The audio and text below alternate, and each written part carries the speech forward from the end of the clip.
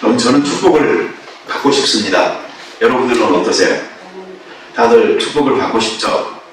네, 그런데 우리 기독교가 이 기복 종교다, 아니다, 이런 논란을 거치면서요, 많은 그리스도인들이 하나님을 이 축복과는 상관없는 하나님으로 생각하고 살아가는 경우까지 생겼어요. 그렇지만 성경 구석구석을 읽어보잖아요. 그럼 하나님께서는 내가 너희에게 복 주시는 분이라는 것을 계속적으로 강조하고 있고, 너희가 나의 말, 즉 하나님의 말씀을 지켜서 행하잖아요. 그러면 이 복은 틀림없이 너희들에게 쏟아진다라는 것을 약속을 하고 있는 거예요. 그러니 우리들은 복 받는 것이 하나님께서 그의 자녀들에게 주시기 원하는 당연한 것이니까 이것을 잘 받아서 누릴 줄 아는 우리가 되어져야 되겠다 하는 생각으로 입을 좀 크게 벌려서 복을 구하고 또 그릇을 크게 준비하여서 이 복을 내 생활 속으로 잘 담아내는 그런 사람들이 되어졌으면 좋겠습니다. 야곱이 요셉을 축복하는 그 내용이 사실은 기도의 형식이기도 하지만 이것이 유언인 것이고 이것이 애언인 것이죠. 그래서 야곱에게 있어서는 이제 자기의 생이, 특별히 그 스스로가 말하고 있는 나그네로서의 그 삶이 이제 종착역에 다 왔다라는 것을 깨닫고 그 모든 자기의 자손들을 한자리에 모아서 이 애언적인 기도의 축복을 하고 있습니다. 그런데 그 많은 아들들 가운데서 좀 신경 써서 축복했다라고 생각되는 사람은 그 유다하고 그 다음에 이 요셉입니다. 그런데 유다는 그 조금 그 형식적이에요.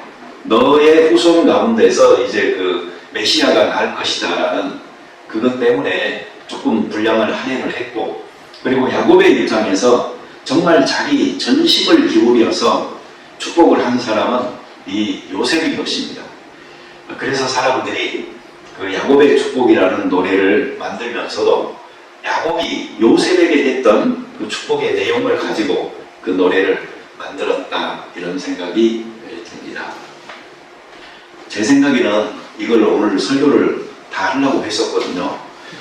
그런데 오늘 그 월남쌈 때문에 설교가 길어질 것을 어저께 기도 저녁부터 염려하는 사람들이 너무 많아가지고 이걸 어떡하나 하다가 제가 설교를 일부에 될 때 하나만 했거든요. 하나만. 네, 그런데 여기서도 하나 진도를 맞춰야 되니까 그렇게 해야 될 것 같습니다. 이제 야곱이요, 나이가 많아졌어요. 바로 앞에 섰을 때 야곱의 나이가 몇 살이었죠? 130. 그런데 그 뒤로 17년을 더 살았어요. 그래서 이제 147세가 되어져서 이 순간에 그런 그 자손들을 모아놓고 그 임종 겸 또 축복 예언을 하고 있는 것입니다. 그 중에 그 요셉을 향한 첫 번째 축복이 뭐냐면 열매 맺는 축복이에요. 이것은 그 자손의 축복이라고도 할 수 있고요. 정말 그 자손들이 어디 막힘없이 그 영역을 확장해 가면서 영향력을 떨쳐나가는 그 지형을 넓히는 그러한 축복을 요셉의 그 후손들에게 하고 있다 하는 것을 생각을 해볼 수가 있습니다. 성경 49장 그 22절에 보면 요셉은 무성한 가지, 곧 샘 곁에 무성한 가지라, 그 가지가 담을 넘어도다, 이렇게 이야기합니다. 나무로 보면은 이 가지가 별로 중요한 것 같지가 않잖아요. 그렇지만 그 가지에서 뭐가 맺히는 거죠? 열매가 맺히는 거예요. 그리고 이 가지가 그 담을 넘었다라고 하여서 그 한계를 뛰어넘어서 극복하는 그 모습을 여기에서 보여주고 있는 것이죠. 이 자손이 많아지는 거, 이것도 복이고요. 그리고 그 후손의 어떤 그 힘이 강해지고 영향력이 강해져서 자기들에게 정해진 어떤 한계를 뛰어넘어서 펼쳐나가는 것, 이것도 정말 복 중의 복인 것입니다. 보통 사람들은 그 복 중의 복이 자식의 복이다라고 생각하고 살아가는 사람들이 참 많아요. 물론 여기 그 축복 속에서도 뒷부분에 보면은요, 젖먹이는 복과 그 태의 복이라는 말이 나와요. 이 복을요, 우리가 누리는 사람들 되어지는 것 정말로 중요한 것이죠. 이 자식은 우리들 삶의 열매이고 또 평생의 결산이고 그리고 죽음 후에 이 땅에 남기는 유산이라고 생각해 볼 수가 있어요. 자손이 잘 되는 집은요, 가정이 나중에 다 잘 돼요. 그렇지만 자손들이 잘 못 되잖아요. 그러면 그 가정마저도 많은 어려움에 처하는 것을 볼 수가 있습니다. 그러면 우리 크리스찬들은요, 가정에 신경을 많이 써야 돼요. 자녀들이 정말 하나님 안에서 잘 자랄 수 있도록. 그래서 가정이 행복하잖아요. 그러면 인생이 행복한 것이다 생각을 하고 자식 농사 잘 하셔야 되는 거죠. 잘 뿌리고 잘 심고 잘 가꾸어서 가정이 행복한 처소가 되어지는 것, 이것이 하나님께서도 복이라고 여기는 부분인 것입니다. 요셉이라는 이름의 뜻 자체가 뭔가를 이렇게 좀 극복한다, 넘어간다 라는 그런 뜻을 갖고 있어요. 그리고 요셉이 실제로 많은 장애물을 극복한 사람이에요. 우리는 때때로요, 성경에 보면은 예수님의 어떤 그 모형으로서 구약에 나타난 사람, 요셉 이렇게 말을 하거든요. 이유가 뭐냐면 성경에 나타나는 많은 사람들은 장점도 있고 단점도 많아요. 그리고 성경은 그것을 감추려고 하지 않았고 그대로 드러내요. 그런데 이 요셉에 관해서는요, 흠잡을 만한 어떤 내용이 성경에 나와 있지를 않아요. 그래서 정말 그 흠없는 예수님의 모습을 보여주는 그런 모형이다 라고 생각을 해가지고, 요셉은 뭐든지 좀 온순하고 형통하게 편안하게 산 사람, 우리가 이렇게 생각할 수 있는데 실제로는 그게 아니죠. 그 가정 안에서 아버지의 사랑을 받기는 받았어요. 그렇지만 그로 인하여서 형제들에게 미움을 받았죠. 이 정직한 요셉이 형들의 잘못을 아버지한테 그대로 가서 구하니까 형들 입장에서는 미워할 만도 했던 거죠. 그렇지만 그것은 정직하게 있는 그대로를 이야기하는 그 요셉의 굉장히 중요한 성품 중에 하나였던 거예요. 이 요셉은 그 형들의 미움을 받아서 구덩이에 처박히고 결국 종으로서 애국 나라에 팔리게 되고, 거기서 바로의 시대장 보디발의 집에 또 팔려 들어가게 돼서 거기서 종살이를 하지만 얼마나 형통한 삶으로 거기에서 그 인도함을 받는지 모릅니다. 형제들에게 배신당하는 그 마음, 그리고 자기가 종으로 팔려가서 거기에서 성실함으로 인정받아 정말 가정 총무로서 역할을 하면서 자기보다 더 그 집안의 높은 사람이라고는 그 주인밖에 없는 그런 역할을 할 수 있게 됐던 그 요셉의 입장에서 또 다른 시련이 닥치죠. 그것은 그 보디발의 아내가 또 요셉을 자꾸 유혹하는 것으로 나타나죠. 그렇지만 그런 모든 것들의 시련도 그는 잘 이겨내고 또 넘어갑니다. 이런 점에서 봤을 때 요셉은요, 어려움이 없이 순탄하게 사는 사람이 아니고 어려움이 있었지만 그 어려움들을 다 극복하면서 살았던, 그래서 그 장애물들을 다 하나씩 넘어갔던 그런 사람이다 하는 것을 알 수가 있는데, 야곱이 요셉의 그러한 특성을 너무나 잘 파악하고 그리고 예언 속에 그런 내용을 이야기하고 있는 것입니다. 여러분, 옛날 그 농경사회였을 때는요, 자식이 중요했어요. 많아야 됐죠. 특히 아들이 많아야 됐어요. 힘쓰는 놈들이 있어야 농사를 짓고 하니까. 그렇지만 요새는 시대가 많이 달라져서 이제 다른 그 역할들이 각각 남녀에게 주어지면서 바뀐 점들도 많습니다. 이 가문에는요, 후손이 많아야 가문이 잘 된다고 했고요, 이 나라는 백성이 많아야 이 나라가 잘 된다고 했어요. 노동력도 경제력도 군사력도 다 거기에서 나오던 때가 있었기 때문에 그렇습니다. 민주주의라는 것도 따지고 보면은 숫자 싸움인 거예요. 우리 나라가 이 분단 국가가 되어져서 늘 북한하고 우리가 그 경쟁도 하면서 정말 긴장 북한도 하면서 그렇게 지내고 있는데, 이 북한을 향해서 또 중국을 향해서 서방 국가들이 자꾸 요구하는 게 뭡니까? 인권 문제 걸고 넘어가고, 그리고 또 민주주의 하라고, 독재하지 말으라고 막 그렇게 말을 하죠. 그런데 여러분, 정말 민주주의 하려고 하면은요, 지금 체제로서는 힘든 거 아시죠? 왜냐하면 각 나라에 투표권 하나씩 주고, 그리고 안전보장이사에 자기들 힘센 나라들 모여가지고 통제해 나가고 있잖아요.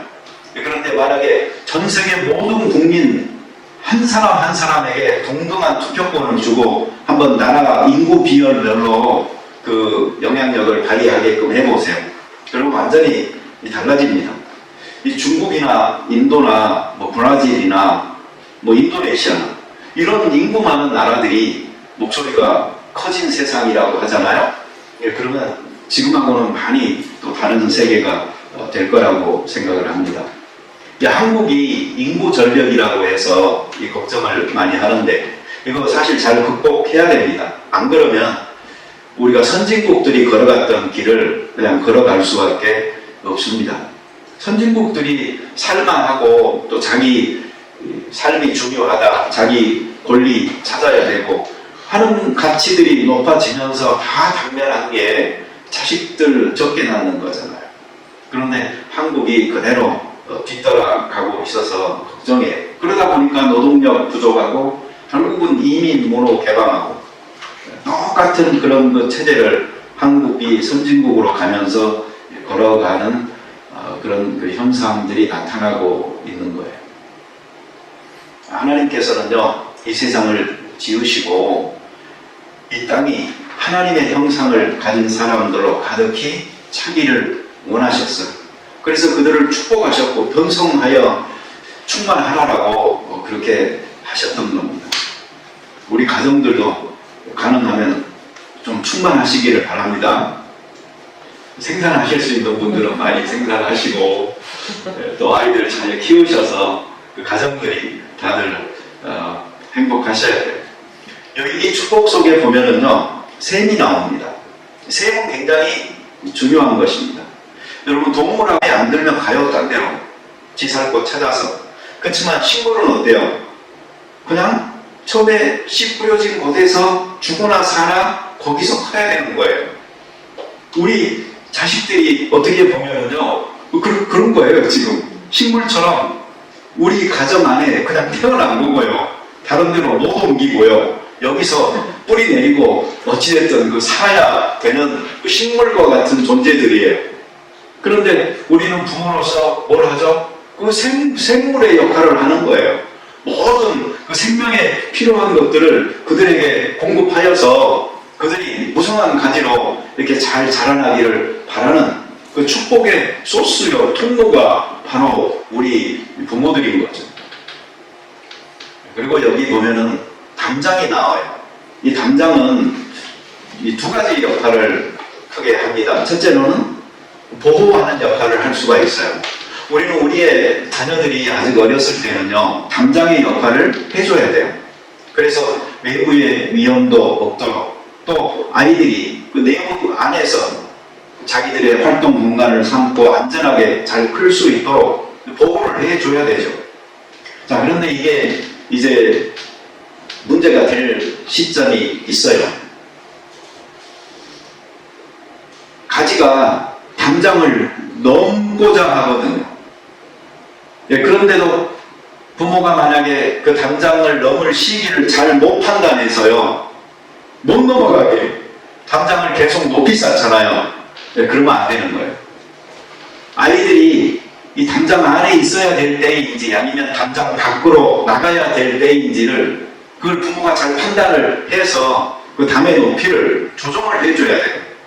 만약에 밖은 위험한 거야 하고 아예 못 쳐다보게 하고 모험을 못하게 하고 너희는 이 안에서만 커야 돼 라고 한다면 그건 아이들 속에 있는 가능성을 죽이는 거죠. 그 한계를 부모가 정해버리고 마는 거예요. 그러니까 그것은 아이들의 가능성을 싹 죽이는 것이다 생각을 하고요. 부모 입장에서는 내가 이 생명의 소스가 되는 건 좋은데 아이들에게 그 담을 쳐버려가지고 그 아이들이 바깥 세계를 못 경험하도록 단절시켜버리는 그런 역할을 하고 있는 것은 아닌가 하는 것을 가끔씩 좀 잘 살펴볼 필요가 있는 것입니다. 샘도 대줘야 되고 이 담벼락이 돼서 보호도 해줘야 되고 또 높이도 적절히 조절해서 아이들이 담 밖의 세계를 향하여서 뻗어나갈 수 있도록 또 해줘야 되는 이 부모의 입장은 굉장히 수고가 많은 거죠. 그런데 이 수고로움이 너무 힘들다고 해서요, 이 자기 가족으로부터 도망치는 사람이 있을 수가 있는 것입니다. 이건 굉장히 비겁한 일이에요. 그러려면 결혼하지 말았어요. 자식도 낳지 말았어요. 이제 자기의 삶을, 자기의 자유를 위해서 찾아가겠다고 하는 것은 굉장히 잘못인 것이죠. 그 결혼 안 한 사람이요, 결혼한 사람들하고 좀 같이 있잖아요. 그럼 결혼한 사람들은 결혼 안 한 사람을 생각을 해가지고 딴 말들을 가끔 할 때가 많아요. 무슨 말이냐면, 야, 결혼해봐라, 너 별로 안 좋다, 밑에가 좋은 거야, 뭐든지 할 수 있고, 막 이런 말들을 자꾸 하다 보니까요, 결혼 안 한 사람들은요, 자기 때들이 좋은 줄 알고 좋은 선택인 줄 알고 계속 그렇게 가기를 원하는 경향도 생기는 것 같아요. 여러분 자꾸 그러지 마세요. 거짓말 하지 마세요. 결혼한 사람들은요, 자기들끼리 있으면 또 말이 틀려져요. 그래가지고요, 많은 사람들은 내가 일생을 살면서 제일 잘한 일이 결혼한 일이고 제일 보람 있는 일이 애들 낳아서 키운 일이다, 또 이렇게 말하거든요. 그러니까 그런 말들을요, 결혼 안 한 사람들한테 많이 해주세요. 그래야지 그 사람들도 이 결혼 생활이라는 것에 흥미를 갖고 아마 결혼하고 그럴 것 같습니다. 어떤 집은 실제로 또 정반대로 어려운 집들도 있어요. 그래서 이 자식이 왼수라고 그러고 자식도 부모를 원수 보듯이 하고요. 물론 남편은 왼수니까 뭐 할 말 없고요. 그리고 또 평생 왼수라고 말도 하니까 참 남편들이 요새 참 불쌍해요. 이 부부로서 살다 보잖아요. 그러면은 긴 시간을 살다 보니까 예기치 않은 일들이 일어날 수가 있어요. 처음에는 팥불이 되도록 같이 살겠다고 했지만 누구 건강이 나빠질 수도 있고 또 직장을 잃을 수도 있고 전혀 다른 그 커리어를 다시 시작하는 그런 그 어려움을 겪을 수도 있고 하거든요. 그렇지만 여러분, 그럴 때 서로가 위로하면서 그 가정의 행복을 지키기 위해서 최대한 노력을 해야 됩니다. 지금 우리가 무슨 산업의 역군으로서 경제를 이렇게 일으켜 세워야 되는 지금 그런 사명 갖고 있는 거 아니잖아요. 지금 우리가 무슨 독립운동하느라고 가정을 못 돌보는 그런 입장에 있는 것도 아니잖아요. 그러니까 정말 이 가정이 하나님 앞에서 내가 가꿔야 될 나의 정원이다 생각하고 정말 책임감 있게 그렇게 해야 됩니다. 요즘 그 추세를 반영해서요, 이 자손의 축복을 조금 더 구체적으로 이야기해 보면은요, 요새는 남자보다 여자인 것 같아요. 딸을 많이 가진 집이 더 분위기도 좋고 비행기도 자주 탄다고 그래요, 나중에. 그러니까 여러분, 남자 그 선호 사상 그거 좀 버리셔야 됩니다. 여자 좋습니다. 여자들이 상위 시대, 여성 상위 시대라고 해서 대접받은 지는 이미 한참 됐잖아요. 그런데 요새는 여성들이 가지고 있는 그 덕, 그리고 어떤 자질, 그 능력들이 점차 이 남성들을 위협하고 그리고 그 지배하는 그런 시대가 되어져 가고 있어요. 그래서 남자들이 몸살이는 시대가요, 앞으로 뭐 한참 진행될 것 같아요. 그러니까 그 여자 자녀들 많이 가지신 분들 행복해 하시면서요, 잘 키우시기 바랍니다. 두 번째는요, 양보다는 질이에요. 옛날에는 숫자가 중요했어요. 싸워서 이겨야 되니까. 그렇지만 요새는 그렇지 않아요. 야곱 때만 해도요, 12지파 빨리 만들어야 되잖아요. 그러니까 후손들 많이 낳아야 되고 뭐 양이 중요했어요. 그렇지만 지금은 그렇지 않아요. 질이 중요합니다.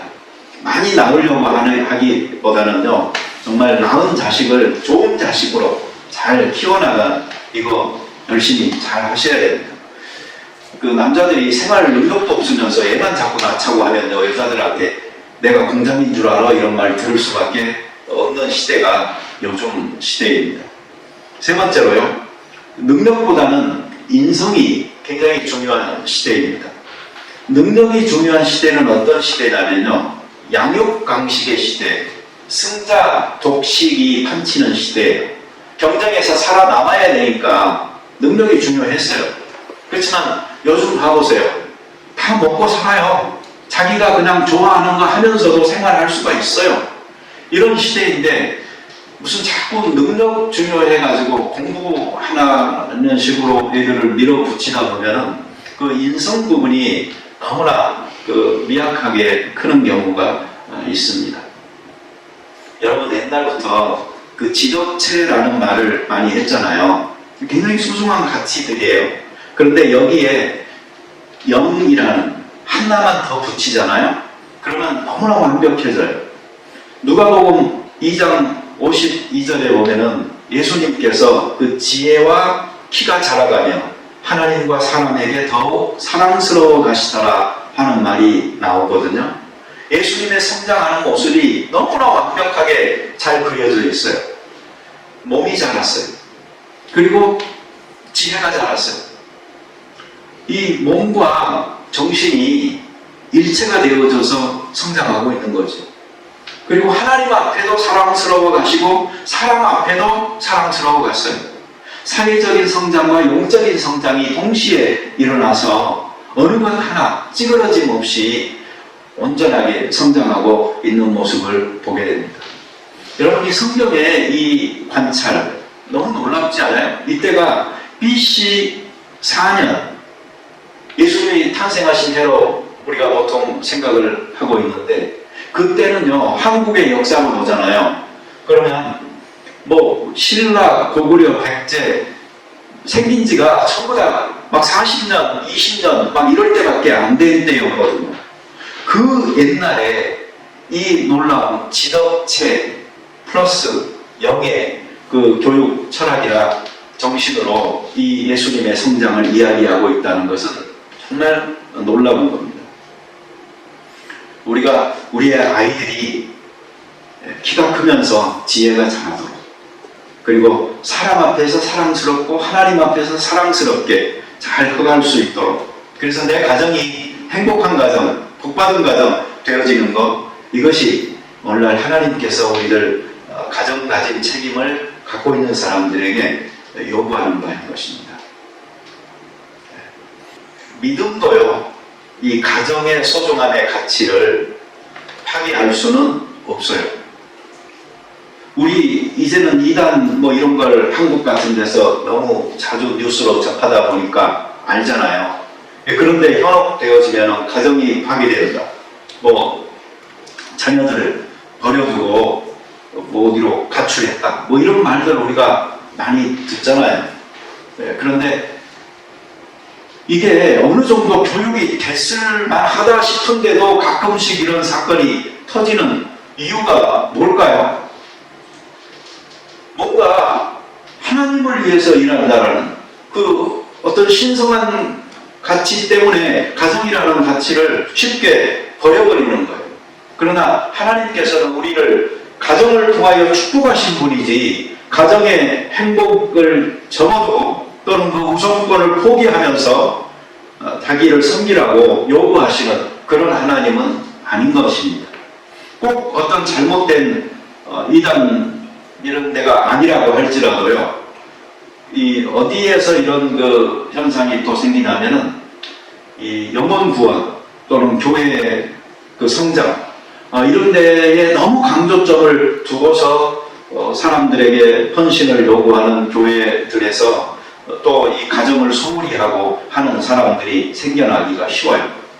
그런데 여러분 절대 속지 마시고요, 누가 뭐라고 해도 내 가정은 내가 지킨다 하는 생각으로 잘 살 수 있게 되기를 바랍니다. 그리고 정말 어떤 때는요 그럴 때도 있어요. 그 내 가정을 위해서 다른 모든 것 다 무시해야 될 때도 있어요. 그래야지만이 내가 내 가정에 대한 책임을 다 하게 될 때가 있어요. 그럴 때는 남의 눈치, 남의 말 다 무시하세요. 그리고 내 가정의 책임 내가 감당한다. 하나님 이거 기뻐하신다. 최선을 다 할 수 있어야 돼요. 누가 내 신발에 자기 발을 넣어봤냐고요. 내 형편을 알 수 있는 사람은 아무도 없는 거거든요. 그러니 내 가정은 내가 가장 잘 알고 내 아이들에게 필요한 것은 내가 가장 잘 안다라는 생각으로 그런 그 축복들을 내가 받아서 아이들에게 전달해주는 귀한 그런 통로들이 되어졌으면 좋겠습니다. 네, 오늘 여기서 그냥 마칠게요. 네, 중요한 것은 야곱의 그 축복 중에 첫째가 자손에 관한, 후손에 관한 축복이었다. 우리는 그 부모들로서 샘처럼 생명을 공급해주는 역할도 해야 되고, 담이 되어져서 보호하기도 하고, 또 그 담을 넘어서 그 지경을 넓혀나가는 역할도 해야 될 책임이 있다. 그래서 가정이 하나님의 축복을 받는 곳이 되고, 또 그 가정이 하나님의 축복을 세상에 전하는 또 다른 통로가 되어질 수 있도록 내 가정을 내가 먼저 축복하고 잘 관리해 나가는 그런 헌신하는 귀한 우리들 되어지기를 바랍니다. 같이 기도드리겠습니다. 자비로운 주님 감사합니다. 믿음 안에서 우리가 살아가는 삶, 물론 하나님의 나라가 중요하지만 그러나 가정이라는 이 축복된 기부를 주시고 이 통로를 통하여서 우리가 책임을 다하고 또 여기에서 성장한 아이들이 하나님이 사용하는 귀한 그릇들이 되어져서 또 다른 사람들을 축복하는 복의 근원으로 성장시키는 곳이라는 것을 깨달을 수 있도록 도우셔서 이 가정에 지켜야 될 책임을 갖고 있는 우리들, 생명을 공급해야 될 책임을 갖고 있는 우리들, 그리고 나를 극복하고 넘어서서 또 다른 세계로 뻗어나가야 될 아이들의 미래를 한없이 축복하는 우리들 스스로가 될 수 있게 은혜 베풀어 주시옵소서. 예수님의 이름으로 기도드립니다. 아멘.